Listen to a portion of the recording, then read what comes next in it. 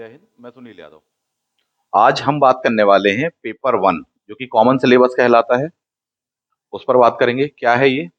मध्य प्रदेश लोक सेवा आयोग के द्वारा वर्ष 2025 में विभिन्न कॉम्पिटेटिव एग्जाम्स को लेकर के जो आपका कार्यक्रम जारी किया गया है, कैलेंडर जारी किया गया है, जो कि आप फॉर एग्जाम्पल सामने देख पा रहे होंगे। ठीक है। इनमें से कई वैकेंसियां हैं जो कि कुछ ग्रेजुएशन बेस्ड होने वाली है और कुछ पीजी बेस्ड होने वाली है। एग्जैक्टली कौन सी ग्रेजुएशन बेस्ड होने वाली है, कौन सी पीजी बेस्ड होने वाली है, ये बात तभी सटीक रूप से बताई जा सकती है जब आयोग के द्वारा नोटिफिकेशन जारी किया जाए। उसके अलावा यदि देखा जाए तो एक संभावना के आधार पर, एक अंदाज के आधार पर, एक अनुमान के आधार पर ये बताया जा सकता है कि हाँ, ये वाले में ये होना चाहिए, फलाने में सिलेबस ये होना चाहिए, फलाने में एलिजिबिलिटी ये होनी चाहिए। इतनी सारी वैकेंसियों में से सभी की एलिजिबिलिटी अलग अलग होती है, लेकिन फिर भी यदि आप देखेंगे तो कुछ में कॉमन होने वाली है, ग्रेजुएशन बेस्ड हो सकता है, और कुछ पीजी यानी कि स्नातकोत्तर परीक्षा जिनका कंप्लीट है या फाइनल ईयर जिनका चल रहा है, उनको फॉर्म भरने के लिए मिल सकता है साहब। एज क्राइटेरिया वही रहेगा, 40 से लेके 45 साल एज रहने वाला है। जनरल कैटेगरी 40, रिजर्व कैटेगरी 45 के आसपास होने वाला है। अब इस बात को आप समझिए, ये बात मैं क्यों बता रहा हूं आपको पेपर वन को लेकर के। आप इसको देख लें, चाहे व्यापम की जो वैकेंसियां निकलती है आप उनको देख लें। व्यापम में पेपर केवल एक होता है, वनडे एग्जाम। इसमें भी कई वैकेंसियां ऐसी हैं जो कि वनडे एग्जाम है, परंतु उसमें दो पेपर होने वाले। खास बात यह है, मेंस का झंझट नहीं है।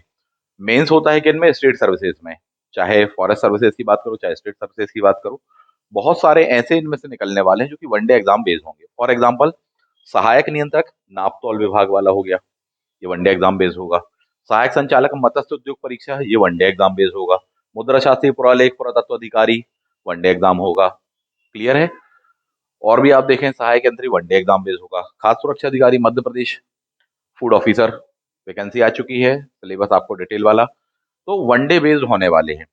अब इस बात को समझो कि ये जो वनडे बेस्ड होगा इसमें कितने पेपर होंगे। मैंने कहा दो पेपर होंगे।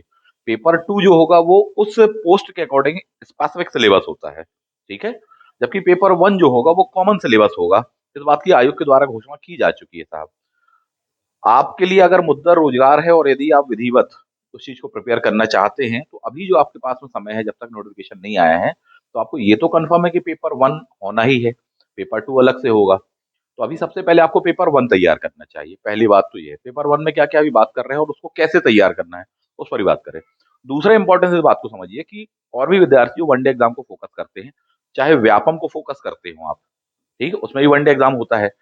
देखने में सिलेबस में शाब्दिक रूप से आप अंतर देखोगे तो काफी कुछ मिलेगा, पर मूल बात यह है कि 70 से लेकर 80% सिलेबस दोनों का कॉमन ही होता है। हो सकता है किसी चीज को लेकर के व्यापम के एग्जाम बोले सर मैथ्स रीजनिंग जुड़ जाती है, किसी चीज को लेकर के बोले व्यापम सर हिंदी व्याकरण जुड़ जाती है, बस ये अंतर हो सकता है। तो 70 से 80% जो सिलेबस होता है वो कॉमन होता है। स्पेसिफिक ये जुड़ गया कि मैथ्स रीजनिंग और हिंदी व्याकरण। बाकी क्या बचा? बाकी बचा मध्य प्रदेश का सामान्य ज्ञान, सामान्य विज्ञान बचा, मध्य प्रदेश का इतिहास बचा साहब जी, भूगोल बचा, कला संस्कृति बचा, पॉलिटी हो गया मध्य प्रदेश का और भारत का साहब जी। क्लियर बात है? तो इसका मतलब यह है कि यदि आप इसको पेपर वन को विधिवत तैयार करो तो आपका व्यापम के वनडे एग्जाम भी विधिवत तैयार हो सकते हैं। 70 से 80% सिलेबस। स्पेसिफिक जो वैकेंसी आती है उसके लिए आपको मैथ रीजनिंग कहा जाता है, मैथ रीजनिंग आप और तैयार कर लेंगे, 25-25 क्वेश्चन बढ़ेंगे। पर अभी ये जो खाली टाइम है इस समय क्या तैयार करना चाहिए? तो आपको पेपर वन तैयार करना चाहिए, कॉमन सिलेबस तैयार करना चाहिए। उसके इंपॉर्टेंस को समझिए। इनमें से कई वैकेंसियों में भी वो काम आएगा आपको। और इसमें जो सबसे कटु बात है, कड़वी बात है, उस बात को आप समझ लीजिए साहब। जो विद्यार्थी हायर लेवल पर तैयार करते हैं, हायर लेवल का मतलब है यूपीएससी लेवल पर या एमपीपीएससी स्टेट सर्विसेज के लेवल पर पढ़ते हैं, भले ही उनका हो सकता है कि एमपीपीएससी में प्री निकल जाए पर मेंस नहीं निकलता है, या मेंस निकल जाए इंटरव्यू नहीं निकलता है, नहीं हो पाया सिलेक्शन। ये जो विद्यार्थी होते हैं प्राय यही वनडे एग्जाम सबसे पहले निकालते हैं। इस बात को आप समझ लीजिए, क्योंकि उनकी तैयारी का लेवल काफी हायर होता है। पहले से ही उनको एग्जाम देने का अनुभव होता है कि सर 2 बार हम प्री में फेल हो चुके हैं, 2 बार हम प्री पास कर चुके हैं, एक बार हम मेंस दे चुके हैं, एक बार हम इंटरव्यू दे चुके हैं। यही वो वजह होती है कि उनकी तैयारी इसी दौरान धक्के खा खा के, संघर्ष कर करके हो चुकी होती साहब जी। वहां हो जाए सिलेक्शन बहुत अच्छी बात है, नहीं तो आसमान से गिरे तो कम से कम कोई तो खजूर होता है जहां पर अपन अटकते हैं। ये थोड़ी सा कड़वा सत्य पर है। तो ये विद्यार्थी जो होते हैं इसमें आराम से सिलेक्शन उनके लिए एक अच्छे चांस बन सकते हैं, बनते हैं। बना सकते हैं, इस बात को आप समझिए साहब जी। क्यों? क्योंकि मेंस जो होता है वो काफी बिल्कुल अनिश्चित होता है, पता चला बहुत अच्छा पेपर गया पर नंबर नहीं मिले, तो फिर वो ऐसी सिचुएशन में कभी वनडे एग्जाम आपके लिए बेस्ट होता है। ठीक। दूसरी ओर जो रोजगार उन्मुख है कि नहीं, व्यापम किया जाए, वैकेंसी वहां चले जाएं, पीएससी में वनडे एग्जाम आ जाए वहां चले जाएं, उनके लिए भी बता रहा हूँ कि कभी भी क्या प्रिपेयर करिए, आप पेपर वन को तैयार करिए साहब जी। इसके अलावा आप देखेंगे कि सिलेबस अभी आप जो देखने वाले हैं 1-2 मिनट के पश्चात में, वहां आप देखेंगे कि साहब ये चीजें कॉमन है। 75 से लेके 80%, कई कई है तो 90% कॉमन होंगी। तो कॉमन सिलेबस उनका तैयार होता है विद्यार्थियों का, यही वजह है थोड़ी सा एक्स्ट्रा एड ऑन किया गया, बोले नहीं मैथ्स रीजनिंग पर थोड़ी सा फोकस। 90% तैयार है, 80 तैयार, तो 20% तैयार करने में कितनी देर लगेगी कंपैरेटिवली उस विद्यार्थी की जिसका पूरा ही तैयार नहीं है, बोले अब हम तैयारी में जुटेंगे, तो डेफिनेटली सिलेक्शन कौन लेगा? ये बहुत ही कड़वा सच होता है। इसीलिए मैं तैयारी के लिए बोलता हूँ कि साहब जी कभी भी हायर लेवल पर करिए। ये तो हो गई समस्याओं वाली बात। अब आ जाइए मुद्दे पर सॉल्यूशन वाली बात। पेपर वन जो एमपीपीएससी स्टेट सर्विसेज का है, उसका सिलेबस, और एमपीपीएससी की जो अन्य वैकेंसी है उन सभी का पेपर वन, व्यापम का जो पेपर होने वाला है उनका सिलेबस कॉमन है, आप इस बात को समझिए। बोले नहीं सर व्यापम में तो सामान्य विज्ञान अलग से लिखा रहता है, व्यापम में मध्य प्रदेश सामान्य ज्ञान लिखा रहता है, तो मध्य प्रदेश सामान्य ज्ञान में क्वेश्चन आएगा क्या? पेपर आएगा क्या? क्वेश्चन कहाँ से आएंगे? तो जो आप अभी डेप्थ में सिलेबस देखने वाले हैं यहाँ पर, वही तो आएंगे ना साहब जी। जो सिलेबस आप अभी देखने वाले हैं, रूपरेखा आप जो अभी देखने वाले हैं, वही तो आएंगे, इस बात को आप समझिए। फॉर एग्जाम्पल जैसे कि आपको यहाँ पर दिया हुआ है पेपर वन को लेकर, चाहे आप असिस्टेंट प्रोफेसर का देख लो, चाहे मापतौल का देख लो, चाहे अन्य का देख लो, पेपर वन में क्या क्या दिया है आपको देखेंगे।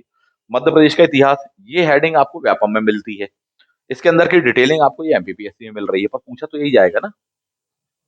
दूसरा आप देखें मध्य प्रदेश का भूगोल, ये सिर्फ इतनी सी हेडिंग मिलती है आपको व्यापम के सिलेबस में, लेकिन पूछा तो यही सब जाएगा ना। और इवन ये जो कुछ लिखा हुआ है उसके अंदर भी बहुत कुछ है, उन पर पूछा जाएगा, तो जरूरी नहीं कि सिलेबस में सब कुछ मेंशन कर दिया जाए। Unit number one, unit number two, ऐसे ही यूनिट नंबर थ्री में आप देखें पॉलिटी आ गया, पार्ट ए दिया होगा, यूनिट थ्री का पार्ट बी दिया होगा मध्य प्रदेश की अर्थव्यवस्था। ठीक। तो यही चीज हेडिंग बस में आपको व्यापम पूछ देता है। वहीं बात करें unit number four, Madhya Pradesh की जनजातियां हैं, उसके अंदर का सेक्शन दिया है, ये सब क्वेश्चन आते हैं साहब जी, व्यापम में भी आते हैं, एमपीपीएससी के पेपर वन में आने वाले हैं। वनडे एग्जाम की बात करूं, स्टेट सर्विसेज की नहीं। यूनिट फोर देख लो, करंट अफेयर दिया हुआ है, ये पूरा का पूरा आएगा। Unit four, sorry five, current affair दिया हुआ है। यूनिट फाइव में आप देखो कई सेक्शन लिखे हैं, यहाँ पर दिया होगा आपको कंप्यूटर, आईसीटी, ई गवर्नेंस, इन सब पर क्वेश्चन आते हैं डेप्थ में। आर्टिफिशियल इंटेलिजेंस दिया, मशीन लर्निंग है, क्लाउड कंप्यूटिंग दिया है, सब कुछ आता है क्वेश्चन साहब। वहां पर बस अंतर ये होता है जिसके कारण कंफ्यूज होते हैं कि वहां लिखा करंट अफेयर, मेंशन नहीं, सिर्फ एक लाइन पर दे दिया, यहाँ पर आपको डिटेल में दिया है आयोग के द्वारा। तो उसके लिए तो अपन को कृतज्ञ होना चाहिए कि आयोग ने विधिवत सिलेबस उसका जारी किया है साहब जी। व्यापम में बस ये होता है कि शॉर्ट में सिलेबस दिया जाता है। अब मुद्दे की बात आ जाती है कि अपन इन सब चीजों को तैयार कैसे करें। पेपर वन मैंने इसको क्यों कहा और इसको तैयार कैसे करें, इन सब पर बात करेंगे। सामने आप देख पा रहे होंगे जो पैटर्न है वनडे का यह है, पेपर वन होगा 50 क्वेश्चन आने वाले हैं, जबकि पेपर टू जो होगा संबंधित विषय लिखा हुआ 150 क्वेश्चन आने वाले साथी। ठीक है।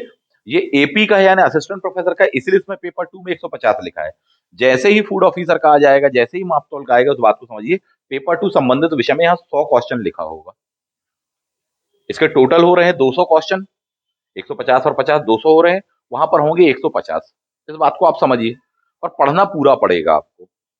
ठीक। वेटेज यहाँ पर थोड़ी सा कम है, बोले 50 क्वेश्चन है, वहां व्यापम में 100 क्वेश्चन है।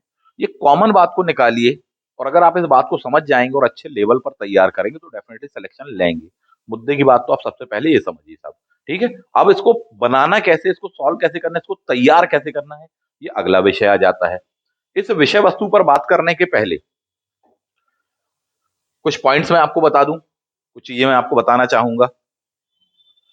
इसको ही कहा है अपन ने क्या, पेपर वन कॉमन टर्म नाम दिया है, जो कि नया सिलेबस आया है, उसको तैयार करना है हमको। उसको तैयार हम कैसे करें, ये एक बहुत बड़ा टास्क है अपने लिए साथी। तो आपने इन शॉर्ट में देख लिया पेपर वन का सिलेबस, जो कि कॉमन ही सिलेबस है लगभग, किससे बोले व्यापम साथी।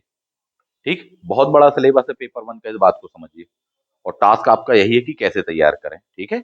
आगे बढ़ते हैं। ये वैकेंसी आपने देख ली, इनमें से कई वनडे होने वाली हैं जो कि ग्रेजुएशन बेस्ड होंगी, पीजी बेस्ड होंगी। ठीक है। आप भर सकते हैं, इवन जिनका पीजी फाइनल ईयर चल रहा होगा वो भी भरने के लिए मिल जाएगा साहब जी।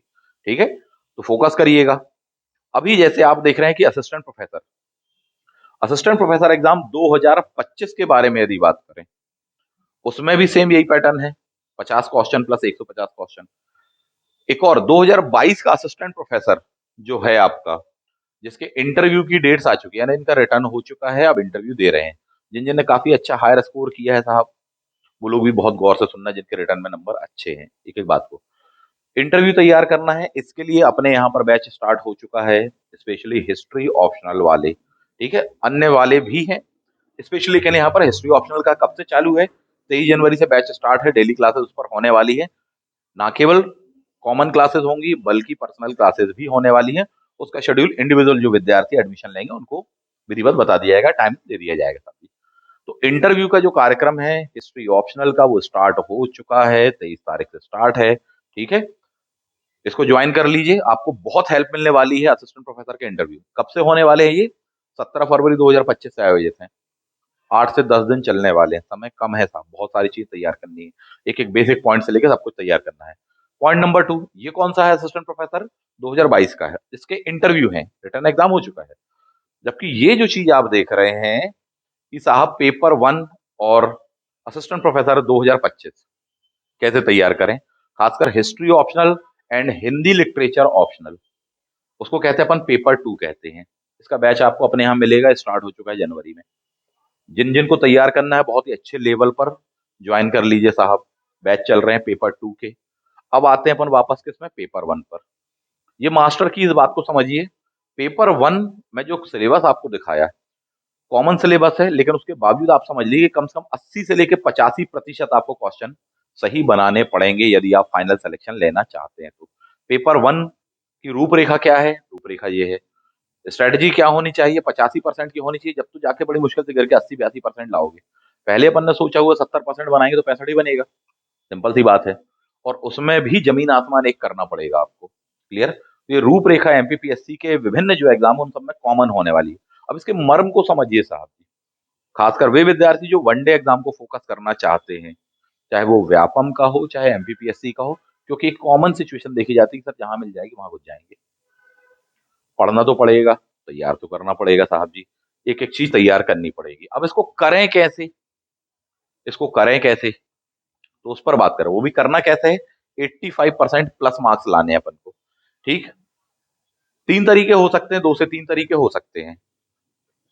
तरीका नंबर 1 बोले सर जी बुक्स बता दीजिए, बुक्स बता देते हैं कि इसके लिए ये ले लो, इसके लिए ये ले लो, इसके लिए ये ले लो सर जी। एक तरीका वो होता है, लेनी भी पड़ेंगी, अभी बता दे रहे हैं, पूरी पूरी लिस्ट बता देते हैं आपको, कौन सी क्या ले लो, कितनी किताबें ले लो, पतली मोटी सारी चीजें बता दे रहे हैं। तरीका नंबर 2 साहब जी, किसी अच्छे अनुभवी व्यक्ति के अंडर गाइडेंस में रहिए। उस गाइडेंस के लिए ही अपने यहाँ पर पेपर 1 और पेपर 2 दोनों का बैच स्टार्ट हो चुका है।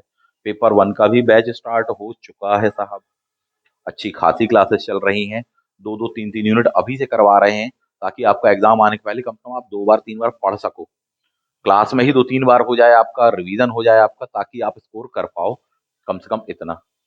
तो 2-3 बार पढ़ लें, इसलिए ही तो अपन ने स्टार्ट कर दिया है। तो अपने यहाँ पर पेपर 1 का बैच स्टार्ट हो चुका है, जबकि असिस्टेंट प्रोफेसर पेपर 2 यानी हिस्ट्री ऑप्शनल और हिंदी लिटरेचर उसका भी हो गया है साहब, संपर्क कर लीजिएगा। अब मुद्दे पर आओ, पेपर 1 में कितनी यूनिट है? 5 यूनिट है साहब जी। यूनिट नंबर 1 क्या कहलाती है? मध्य प्रदेश का इतिहास कहलाती साहब। तरीका नंबर 1 क्लास ज्वाइन कर लो। तरीका नंबर 2, बोले सर हम सेल्फ स्टडी करना चाहते हैं, सेल्फ स्टडी करिए, लेकिन जिस तरह से कॉम्पिटेटिव एग्जाम में कट ऑफ हायर जा रहा है, बहुत चिंताजनक पहलू है, और खुद के लेवल पर तैयार करना एक टफ टास्क होता है। ऐसा नहीं कि असंभव है, मना नहीं कर रहे किसी को, किसी की योग्यता पे शक नहीं कर रहे, बट टफ टास्क होता है। इतने सेक्शन दिए हुए हैं आपको, सीधी बात है कि कहने के लिए वो मध्य प्रदेश का इतिहास है, पर ऐसा कोई सेक्शन नहीं छोड़ा है जो कि ना दिया हो। इवन जो सेक्शन छूटे भी हैं जो कि यहाँ प्रिंटेड नहीं दिख रहे हैं, उन पर भी क्वेश्चन आएंगे आपके, आप एडवांस में जान लें। सिंपल चीज, इतिहास में आप 3 हिस्से होते हैं, प्राचीन मध्य आधुनिक, तीनों तो लिखे हैं। भारत का भी आपको आता है वनडे एग्जाम में, खासकर व्यापम वगैरह में। यहाँ पर बस ये कर दिए कि बोले भारत का इतिहास का नहीं पूछेंगे, मध्य प्रदेश का पूछेंगे। पर ऐसा कोई अंतिम टर्म नहीं है कि अगर इंडिया का पूछ दिया कोई तो आप उस पर आपत्ति कर सकते हो, 2-4 क्वेश्चन पूछ भी दिया सकते हैं, कोई बहुत बड़ी बात नहीं है, और वो कोई विषय नहीं होता। यहाँ मध्य प्रदेश का फोकस किया गया है आपको, प्राचीन मध्य आधुनिक साथी। ठीक, बिल्कुल प्रागैतिहासिक से लेकर मॉडर्न तक का। प्लस जनजाति इतिहास तक है, जनजाति साहित्य तक है, ये अपने आप में एक टफ टास्क होगा। क्या करें इसके लिए, कौन सी क्या बुक्स ले लें साहब जी? तो बहुत सारी किताबें बाजार में उपलब्ध हैं। आप चाहो तो उसका एक कॉम्पैक्ट वर्जन आता है मध्य प्रदेश का सामान्य ज्ञान करके, जैसे कि ग्रंथम की देख सकते हो साथी, सत्यमाण पब्लिकेशन वालों की। जैसे कि आप चाहो तो परीक्षा धाम की देख सकते हो, उसमें आपको मिल जाएगा। इकट्ठे चारों पांचों यूनिट मिल जाएंगे, पूरी की पूरी नहीं भी मिलेंगी तो उनके कई बुक्स ऐसे आती है जिसमें आपको 2 से 3 सेक्शन या 4 सेक्शन कवर हो जाएंगे। सब कुछ पांचों की पांचों यूनिट किसी एक बुकलेट में मिलना बहुत टफ है, वो भी क्वालिटेटिव। औपचारिक रूप से दे देना पर उसमें से कुछ भी ना फंसना एग्जाम में, वो एक बुरी बात है। औपचारिक रूप से दे दिया है, पर अगर आपको उसको वाकई में बात करें कॉम्पिटेटिव एग्जाम के लेवल पर, फाइनल सिलेक्शन की बात यदि करें, तो उसको घुस के तैयार करना पड़ता है। फिर भी यह है कि इन पब्लिकेशन की आप देख सकते हो, निर्माण पब्लिकेशन की देख सकते हो, परीक्षा धाम की देख सकते हो, उपकार की देख सकते हो साहब, अच्छी बुक्स कहलाती हैं। ये सेक्शन आपका कवर होगा उसमें से। इसी प्रकार से हम बात करें और भी रिलेवेंट स्टैंडर्ड की टेक्स्ट बुक अगर आप देखना चाहें तो वहां से भी कवर कर सकते हैं, पर वो काफी मोटी मोटी हो जाती है। उनका बताना एक कहीं ना कहीं चुनौती हो जाता है। ठीक, और कितना पढ़ पाओगे आप, ये भी एक बात है। और पढ़ने के बाद में आप इस बात को समझिए, केवल पढ़ना पर्याप्त नहीं है, पढ़ने के साथ साथ आपको क्वेश्चन पेपर भी लगाने पड़ेंगे। पढ़ने के साथ साथ वो चीजों की समझ भी होनी चाहिए। पढ़ने के साथ साथ आपको ऐसा पढ़ा हुआ होना चाहिए जो कि एग्जामिनेशन हॉल में याद भी आ जाए। ये बस नहीं किताब हम पढ़ के आ गए परंतु वहां कंफ्यूज हो गए। वो चीजें हो पाती हैं विधिवत क्लास में साहब जी, कि हर टॉपिक को पढ़ने की एक टेक्निक है, वो सब बताते हैं हम लोग, है ना। और रटवा देते हैं क्लास में, रटवा देते हैं, सबसे मेन बात तो ये है। यूनिट नंबर 2 पर आइए, ज्योग्राफी करके दी हुई है आपको, मध्य प्रदेश की ज्योग्राफी। ये जो पहली बुक्स का मैंने नाम बताया उसमें से ही मध्य प्रदेश का भूगोल कवर हो जाएगा आपका। उनको ले लीजिए, जैसे क्या बताया, परीक्षा धाम का बता दिया आपको, निर्माण का बता दिया आपको, ग्रंथम का बताया आपको, इनको आप ले सकते हैं। महावीर और पुणेकर पब्लिकेशन की भी बुक्स ले सकते हैं, काफी अच्छी होती हैं, है ना। पतली सी बुक्स मिलेगी आपको, काफी सेक्शन उसमें कवर हो जाएगा। मध्य प्रदेश का सामान्य ज्ञान के नाम से आते हैं। आप अपने हिसाब से देख लीजिए कि आप कितना क्या कवर कर सकते हैं, कितना क्या समय है आपके पास में, कितना आप टाइम डाल सकते हैं, क्योंकि कॉम्पिटेटिव एग्जाम में साहब जी जितना पढ़ो उतना ही कम है। सच बात तो ये है। कितने में काम बन जाएगा ये कोई नहीं बता सकता, बिल्कुल अंधा खेल होता है, सच बात तो ये है। ठीक, ये दूसरा सेक्शन हो गया, दूसरी यूनिट। यूनिट नंबर 3 पर आ जाइए। यूनिट नंबर 3 को 2 हिस्सों में बांटा गया है, मध्य प्रदेश की राजनीति, मध्य प्रदेश की अर्थव्यवस्था। जो बुक्स पहले बताई उनमें कवर हो जाएगा, लेकिन फिर भी अगर स्पेसिफिकली तैयार करनी है तो ध्यान दीजिए। मध्य प्रदेश की अर्थव्यवस्था एमपीपीएससी स्टेट सर्विसेज की यूनिट नंबर 6 कहलाती है सिलेबस की, तो यहाँ पर यूनिट नंबर 3 का पार्ट भी दिया है। अलग से बुक्स आ रही हैं, उनकी आप देख सकते हो। फॉर एग्जाम्पल, निर्माण की भी अलग से आ रही यूनिट नंबर 6 को लेकर के, परीक्षा धाम की भी यूनिट नंबर 6 अलग से मिल जाएगी, आप उसको ले लीजिए। और भी कई पब्लिकेशन है, उनको आप देख सकते हो, उससे तैयार हो जाएगा। पर ब्रॉड होता है, सच बात तो ये है। ठीक है, बड़ा सेक्शन होता है। ये वाली सेक्शन केवल इकोनॉमी को कवर करेगा, मध्य प्रदेश की स्पेशल इकोनॉमी है, तो ये वहां काम आ जाएगा। मध्य प्रदेश की पॉलिटी को लेकर के दिया है, जो पहले बुक्स बताई एमपीजीएस वाली, उसमें कवर होगा साथ ही। एमपीजीएस वाली बुक में अर्थव्यवस्था उतने अच्छे से कवर नहीं हो पाती, कई बार उतने सारे सेक्शन कवर नहीं हो पाते, कुछ छूट जाते हैं, ऐसा नहीं कि बिल्कुल नहीं होते, कुछ छूट जाते हैं उन बुकों में। तो अभी तक आपने देखा 3 यूनिट देखा, मैंने बुक का नाम एक ही बताया है आपको, चाहे इस पब्लिकेशन की ले लो मध्य प्रदेश सामान्य ज्ञान, चाहे इस पब्लिकेशन की ले लो मध्य प्रदेश का सामान्य ज्ञान, उसमें ये तीनों चीजें आपको मिल जाएंगी। थोड़ी सा और डेप्थ में स्टडी करना चाहते हैं, समय है आपके पास में, ऊर्जा लगा सकते हैं, मन है, तो स्पेसिफिक एक आध कोई बुक उसकी यूनिट 6 की ले सकते हो। आगे बढ़ जाते हैं, वहां तैयार होगा ये, और ये सब लेनी ही पड़ेंगी। और उसके बाद में भी आपको क्लास करनी पड़ेगी साहब, अगर आप अच्छे लेवल पे करना चाहते हो तो। केवल बुक्स पर्याप्त नहीं होती, यदि बुक्स से ही मात्र सिलेक्शन संभव हो जाता तो जितनी किताब की दुकान वाले हैं वो सब लोग आईएएस और डिप्टी कलेक्टर डीएसपी सब होते। यूनिट नंबर 4 पर आइए, ये जबरदस्त चीज है साहब, अलग से इसको मेंशन किया गया है, डेप्थ में सिलेबस है। इसके लिए आपको अलग स्पेसिफिक बुक ही पढ़नी पड़ेगी, आप एडवांस में जान लीजिए, क्योंकि जिस तरह से डेप्थ में आ रहे हैं क्वेश्चन, जो मध्य प्रदेश सामान्य ज्ञान है उनमें भी दिया होगा मध्य प्रदेश की जनजातियां, पर वो पूरा सेक्शन कवर नहीं करेंगे, आप एडवांस में जान लें। इसके लिए आपको अलग से मध्य प्रदेश की जनजातियों की बुक्स लेनी पड़ेगी। वही पब्लिकेशन जो मैंने आपको पहले बताया उनकी ले लो, और कोई आपको अच्छी लगती है, बोले नहीं सर आपने उसका नाम नहीं बताया है, आप पढ़कर देख लो उसको, रीड कर लो, उसके 2 4 पन्ने पलटा लो आराम से बुक शॉप में जाकर के, उसको देखिए कौन सी आपके अकॉर्डिंग सूटेबल है, आप उसको ले लीजिए।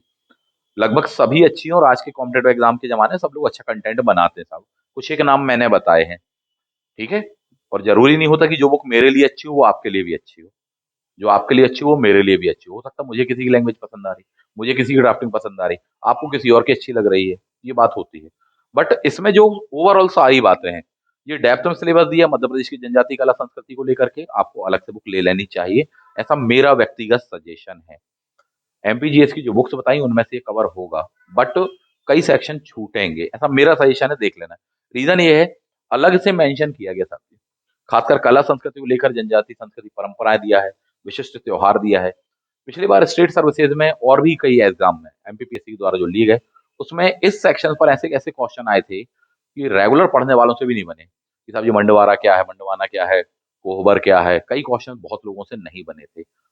स्पेसिफिक जब आप उसका पढ़ोगे ना तब आपको बन पाएगा। ठीक है, उसको बनाना कैसे है, एक लंबा खेल है, वो लंबी प्रक्रिया है। वो क्लास में आप ज्वाइन करिए, क्लास में मिलिए, एक एक चीज बताएंगे, एक एक पॉइंट बताएंगे, एक एक टॉपिक बताएंगे, एक एक पैराग्राफ बताएंगे साहब जी। क्यों? क्योंकि यहाँ पर अभी संभव नहीं हो पाएगा इतने शॉर्ट वीडियो में। इसके लिए मेरा सजेशन क्या है आपको कि एक स्पेसिफिक आप इसके लिए बुक ले लीजिए साहब और उसको पढ़िए बहुत अच्छे से, जो भी आपको अच्छी लग जाए, बट स्पेसिफिक। यूनिट नंबर 5 पर आ जाइए, करंट अफेयर। करंट आपका अपडेट होना चाहिए, करंट अफेयर्स के लिए कई किताबें आ रही हैं। मध्य प्रदेश की करंट अफेयर के लिए अलग आ रही है, भारत के करंट अफेयर के लिए अलग आ रही है, पढ़ना चाहिए आपको। एक पूरी की पूरी कॉम्पैक्ट ईयर बुक देख लीजिए, उसको पढ़ लीजिए साहब जी। जैसे कि परीक्षा धाम की आप देख सकते हैं, चैंपियंस वालों की काफी अच्छी देख सकते हैं, एजुटेरा वालों की देख सकते हैं, क्रॉनिकल का देख सकते हैं, प्रतियोगिता दर्पण किया जाए आप उसको देख सकते हैं। ठीक है, बहुत सारे ऐसे हैं, बट ये सेक्शन आपको स्पेसिफिक तैयार करना पड़ेगा। ये देखने में लग रहा है कि छोटा सा है, पर ये स्पेसिफिक तैयार करना पड़ेगा आपको, करंट अफेयर मध्य प्रदेश का भी और भारत का भी। इसके आधे सेक्शन के बाद में जब आप देखोगे तो यहाँ से आपको आईसीटी चालू हो जाता है सर। ये दिया है कंप्यूटर सूचना संचार प्रौद्योगिकी, ई गवर्नेंस, ठीक है, आर्टिफिशियल इंटेलिजेंस। इस सेक्शंस को आपको अलग से तैयार करना पड़ेगा। एमपीजीएस की बुक में ये सेक्शन नहीं मिलेगा साहब जी। तो उसको अलग से तैयार आप करना चाहते हो तो अलग से एक बुक लेनी पड़ेगी। अगर आप गौर से देखो, ये बिल्कुल वही सेक्शन है जो एमपीपीएससी स्टेट सर्विसेज का आईसीटी वाली यूनिट कहलाती है, शायद यूनिट नंबर 9 कहलाती है, उसका ही सेक्शन दिया हुआ था। और एक एक टॉपिक अपने आप में एक गाथा है, महाकाव्य कहानी है। चाहे आर्टिफिशियल इंटेलिजेंस की बात कर लो, चाहे आईसीटी की बात कर लो, चाहे ई गवर्नेंस बोलो, उसको आपको स्पेसिफिक एक बुक से तैयार करना पड़ेगा। ऐसे करके आप यदि देखते हैं तो कम से कम 4 से 5 किताबें अभी तक हो जाएंगी जो कि इन 5 यूनिट को कवर करेंगी। ये सब आपको पढ़ना पड़ेगा, ना केवल पढ़ना पड़ेगा, इवन इनमें से कई किताबों का एक एक शब्द आपके दिमाग में होना चाहिए। एक एक शब्द कई किताबों का, कई सेक्शनों को लेकर के, तब जाकर के मान के चलिए कि हाँ अब अपन कंपटीशन की रेस में काउंटेबल है। काउंटेबल है कि हाँ मैं भी केवल उथले उथले तौर पर तैयार किया पढ़ा हुआ है, कोई गिनती नहीं है। फॉर्म भरोगे, पेपर देने जाओगे, कोई बात नहीं है। ठीक है, यदि बात की जाए कि यस सिलेक्शन चाहिए, तो ये सेक्शन बहुत डेप्थ में बहुत अच्छे से तैयार होने चाहिए था। वर्षों की मेहनत लगती है विद्यार्थियों की, कोई 6 महीने में कर लेता है, कोई 1 साल में, कोई 2 साल, कोई 3 साल, पता नहीं चलते साहब समय। इसका जो इजी पार्ट आपके लिए कि मैं आपकी इसमें क्या मदद कर सकता हूँ, ये तो हो गया सिलेबस, बुक्स बता दी। एक तरीका ये है जो कि सबसे ज्यादा कॉमन क्वेश्चन पूछते हैं। तो तरीका नंबर 2 ये है, सबसे आसान रास्ता साहब जी, सबसे आसान रास्ता वो ये है जो आप सामने देख पा रहे हैं, पेपर 1 कॉमन बैच, इसको ज्वाइन करिए। इसमें पढ़िए साहब, हम बता रहे हैं आपको एक एक चीज, समय निकाल करके आइए विधिवत, अभी से तैयार करिए। भले आपका अक्टूबर में एग्जाम हो, आपका मई जून में एग्जाम हो, अभी से तैयार करोगे ना तब जा करके हो पाएगा तैयार। और ये केवल एक बार पढ़ना नहीं है कि नॉवल टाइप पढ़ के पहुंच जाए, एक एक पॉइंट पर घुस घुस के जमीन आसमान एक करने वाली मेहनत करनी पड़ेगी, तब जाके तैयार होगा। अकेले भी कर सकते हो, लेकिन अकेले अगर कोई व्यक्ति तैयार करने की बात करेगा, पता नहीं चलेगा 1 से 2 साल कहाँ गुजर जाएंगे। 1 2 साल, 3 साल मालूम नहीं चलता, इतना विशाल का सिलेबस होता है। अपने पास में करोगे, अगले कुछ महीनों में तैयार करवा देंगे और अच्छा खासा बनेगा, मैं इतना कह सकता हूँ। बस ये है कि पूरी शिद्दत, पूरी ईमानदारी से आइएगा मेरे पास में। तो इसके लिए अपना बैच स्टार्ट हो चुका है। अब ये चाहे असिस्टेंट प्रोफेसर का आपको देना हो, चाहे मापतौल विभाग का देना हो, चाहे अन्य कोई ऐसा देना हो आपको, पेपर 1 कॉमन रहेगा, ये पॉलिसी बिल्कुल क्लियर है। आयोग ने इस बात को क्लियर किया है कि पेपर 1 कॉमन रहेगा। और कौन सा सिलेबस? जो आपको अभी दिखाया वो कॉमन रहेगा। पेपर 2 अलग रहेगा, मापतौल का अलग रहेगा, फूड ऑफिसर का अलग रहेगा, और भी जो अन्य आने वाली उनका रहेगा, असिस्टेंट रजिस्ट्रार भी आ सकती है अभी, ठीक है, उसका अलग रहेगा, वो भी सिलेबस चेंज होने वाला है। तो जब पेपर 2 आ जाएगा, जो कि बड़ा है, 100 क्वेश्चन रहने वाले हैं, जब आ जाएगा सिलेबस तब अपन वो तैयार करेंगे। अभी की प्रारंभिक रूपरेखा आपकी क्या होनी चाहिए? आपकी रूपरेखा होनी चाहिए, अभी सबसे पहले पेपर 1 तैयार करिए, जब तक पेपर 2 का specific broad syllabus section wise नहीं आ जाता। जैसे ही वो आएगा तब तक अपना ये तैयार हो चुका होगा, पेपर 1 अपन यहाँ से फ्री हो चुके होंगे तब तक। जैसे ही इसका पेपर 2 का सेक्शन आता है, चाहे वो मापतौल विभाग का हो, चाहे अन्य विभाग का हो, तो अपन पेपर 2 को तैयार करेंगे। चाहे एडीजी टाइप का हो, चाहे असिस्टेंट रजिस्ट्रार का हो, जो अभी जैसे हैंडलूम का आया था उसका हो, उसका अलग से आपको नोट्स इत्यादि वगैरह वो सारी चीजें हम प्रोवाइड कर देंगे, उससे पढ़ लेना, सब काम बन जाएगा। लेकिन सच बात तो ये है कि मेन जो कीवर्ड है वो ये है, और इन सब में अपन को कितना स्कोर करना है? कम से कम 80 से लेके 85% स्कोर करना है। 50 क्वेश्चन का 80% कितना कहलाया साहब जी?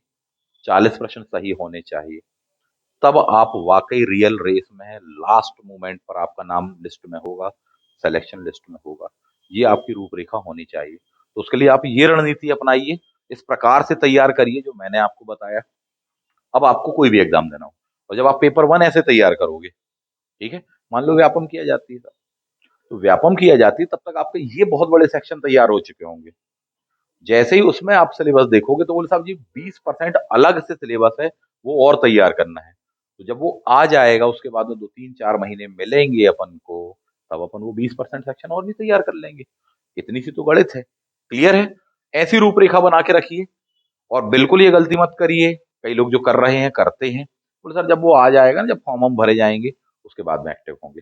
जब पूरा सिलेबस स्पेसिफाइड हो जाएगा, पेपर 1 का ये है, पेपर 2 का है, तब हम तैयारी चालू करेंगे। तब आपके पास में समय नहीं रहेगा, तब जीने मरने की स्थिति बनती है। और खासकर जो बड़ा सेक्शन पेपर 2 होता है, फिर आप वहां लग जाते हो। पेपर 1 तैयार नहीं रहता, और होता अंततः ये है कि पेपर 1 में फेल होने वाले जो विद्यार्थी होते हैं, 50 क्वेश्चन में से बोले 22, 23, 24, कितने 25 सही बनाए, इस तरह से होते हैं। तो ये चीज नहीं होनी चाहिए। कितने सही होने चाहिए? कम से कम 40 प्रश्न सही होने चाहिए अपने। और उसकी रणनीति जो है वो मैं आपको ये बता रहा हूँ। और ये कैसे तैयार होंगे? बुक्स आपको चाहिए, बुक्स बता दी, और मार्केट में जाकर के आप सर्च कर लीजिए, मिल जाएगा। नहीं तो बेस्ट पॉलिसी क्या होने वाली है, क्लास में मिलिए आप हमारे साथ में। हर दिन तपस्या करिए साहब जी, हर दिन हम करवाएंगे आपको। पेपर 1 हो, चाहे पेपर 2 हो, चाहे कैसा ही सिलेबस आए, कुछ भी और सिलेबस आए साहब जी, हम तो हैं उसके लिए, हम लोग तो हैं।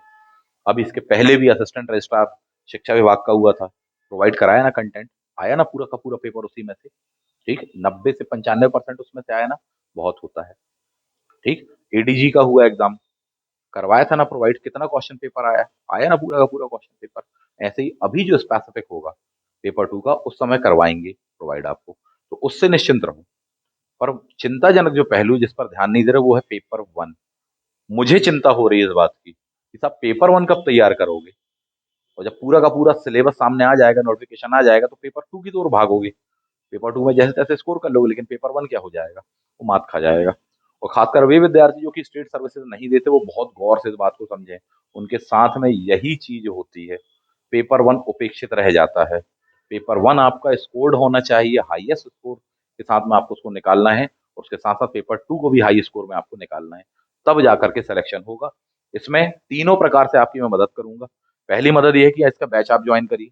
मदद नंबर 2, पेपर 2 का जो स्पेसिफिक सिलेबस आएगा उसका नोट्स आपको क्लास में देंगे, मार्केट में लॉन्च नहीं करेंगे। मदद नंबर 3, उसकी टेस्ट सीरीज आपको स्पेसिफिक यहाँ पर मिल जाएगी।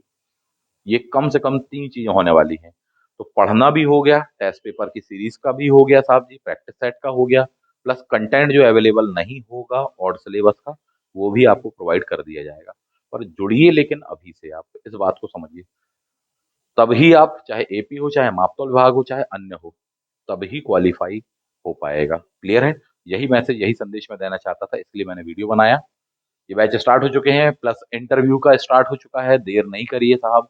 कब तैयारी करोगे? ठीक है, लग जाइए, जुड़ जाइए, और सिलेक्शन उठाइए इस चीज का। मिलते हैं आप सभी से नेक्स्ट वीडियो में। थैंक यू, जय हिंद।